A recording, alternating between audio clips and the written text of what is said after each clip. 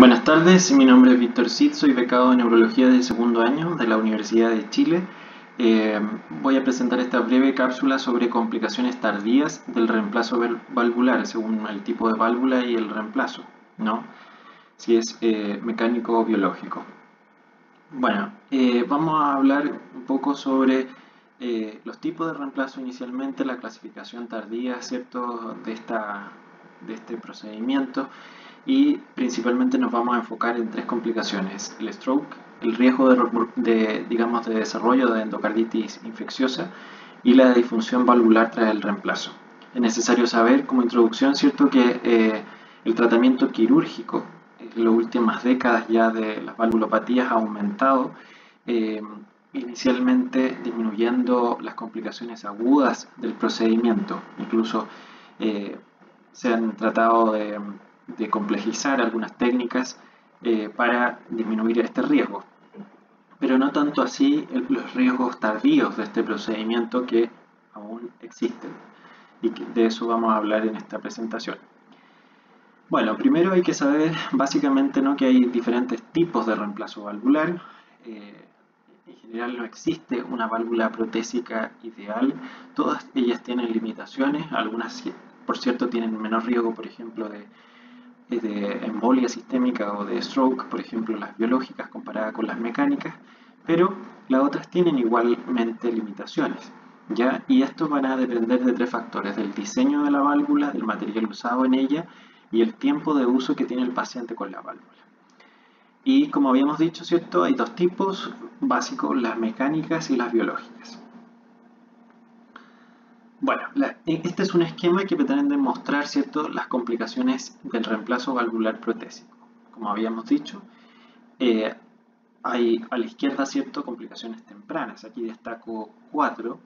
Uno es más bien una insuficiencia valvular o bien fuga paravalvular, que puede ser porque el paciente recibió una válvula inadecuada, ¿cierto?, si es que se perforó la válvula, ¿cierto? Dentro de las complicaciones agudas también puede ocurrir un cuadro que puede ser potencialmente grave: la trombosis de la válvula, los fenómenos tromboembólicos también, y eso también habla sobre la calidad del procedimiento realizado, y la hemólisis, que puede ser subclínica. Y a la derecha, a lo que vamos a atañarnos en esta presentación brevemente, son a las complicaciones tardías, ¿no? Y estas son también 4 principalmente: la embolía sistémica, y dentro de ellas está el accidente cerebrovascular, la disfunción valvular, al igual que la anterior, pero está más bien ligada a un deterioro estructural, aunque también pueden haber fenómenos trombóticos en relación a un panus o a un desarrollo fibroso alrededor de la válvula. La endocarditis infecciosa también, ¿cierto? Y esta también como causa de un accidente cerebrovascular. Y finalmente complicaciones menos frecuentes pero graves, por supuesto, como un pseudoaneurisma que puede comprometer, por ejemplo, la raíz de la aorta. Bueno, primero, en resumen, ¿cierto?, aquí presento una tabla sobre la tasa de accidente cerebrovascular isquémico según el tipo de reemplazo, y vemos que esta es mayor, ¿cierto?, en el grupo de las válvulas mecánicas, y dentro de estas, de las mecánicas, la que tiene mayor riesgo es la válvula mitral, ¿ya? Y es por esta razón que anticoagulamos a los pacientes con válvulas mecánicas, sobre todo las mitrales, ¿ya? Porque estas alcanzan hasta incluso casi un 3% anual de accidente cerebrovascular, ¿ya? Pero hay factores que son independientes a estos elementos que otorgan mayor riesgo de embolía, y estos son los pacientes añosos, las mujeres, los pacientes tabáquicos, los que tienen en conjunto una fibrilación auricular y aquellos que sean cardiópatas coronarios.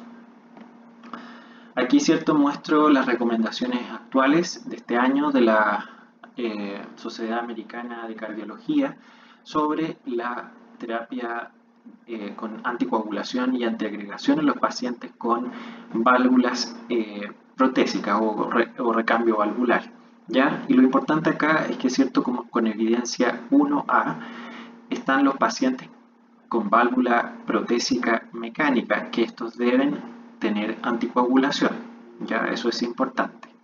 Y en el caso de los pacientes con recambio valvular mitral, que como vimos tenían mayor riesgo, en general se recomienda un INR de 3, ya no así en los grupos que pueden ser un poco de menor riesgo, donde puede ser sobre 2,5.